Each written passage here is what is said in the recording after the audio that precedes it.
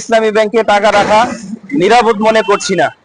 এর আগে আপনাকে আমি একটা জবাব দিতে চাই যে আমি কেন ইসলামী ব্যাংকের গ্রাহক হলাম। আমি কেন ইসলামী ব্যাংকের গ্রাহক হলাম, আর উত্তর হচ্ছে যে বাংলাদেশের মানুষ ধর্ম চর্চায় ইসলামে বিশ্বাসী। তারা ইনকাম কম করবে, কম খাবে, কিন্তু তারা হালাল ভাবে বেঁচে থাকতে চায়, হালাল খেয়ে বেঁচে থাকতে চায়। বাংলাদেশে এত ব্যাংক থাকতে আমি এজন্য ইসলামী ব্যাংকের গ্রাহক হয়েছি, যেন আমি হালাল ইনকামের মাধ্যমে আমার উপার্জনকে আমি হালাল ভাবে নিরাপত্তা রাখতে পারি। সেই জন্য আমি ইসলামী ব্যাংকের গ্রাহক হওয়া। এরপরে হচ্ছে কেন আমি ইসলামী ব্যাংকের বর্তমানে টাকা রাখাটা বা অ্যামাউন্ট রাখাটা আমি নিরাপদ মনে করছি না।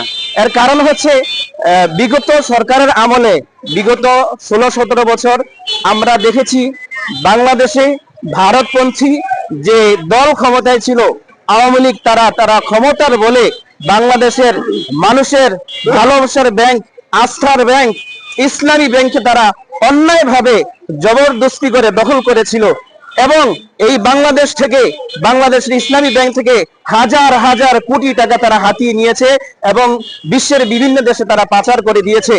তো আমরা নতুন একটা বাংলাদেশ পেয়েছি জুলাই আন্দোলনের মাধ্যমে, রক্তদানের মাধ্যমে, জুলাই শহীদের মাধ্যমে, জুলাই আহতদের মাধ্যমে। আমরা আশা করেছিলাম যে আমরা নতুন একটা দেশ পাবো, নতুন একটা মানচিত্র নতুন করে আমরা সাজাতে পারবো, কিন্তু আমাদের আশা স্বপ্নের জায়গায় রয়ে যাচ্ছে।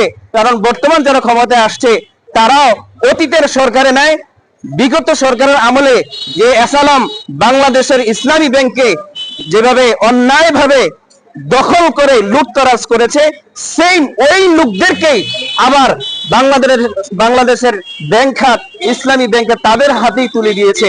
অথচ তাদের উচিত ছিল অতীতের যে সমস্ত টাকাগুলো আত্মসাৎ করেছে সেই টাকাগুলো ফিরে আনা এবং তাদেরকে আইনের আওতায় নিয়ে আসা।